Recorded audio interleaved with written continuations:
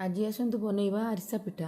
आरिसा पिठा बनैबार प्रोसेसटा मु आपण मानकु बतई दउची। प्रथम है चाउलर भाग माप।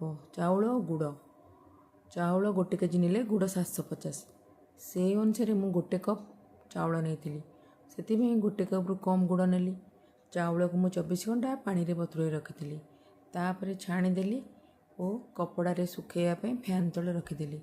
चाउल सुखीगला हाथ को टिके ओदा ओदा लगुला, मु ताको गुंड करदेली। कड़ाई रे गुड़ पकेली, से अल्प पानी दे सीरा प्रस्तुत कली।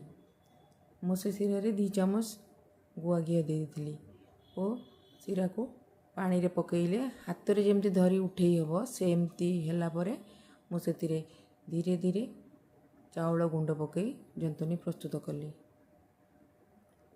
जंतनी टी को ठंडा करदेली। थाली रे अजाड़ी टिके टिके उषुम थिला, मु ताको कड़ाई रे रिफाइन तेल देली और 2 चामच घी पकईदेली। घी पकईली कहीं ना टिके बास्ना हो बोली। आपण मान चाहिए गुआ घी रे पिठाटी छाणी पारिबे। तापरे मु पिठा छाणिली।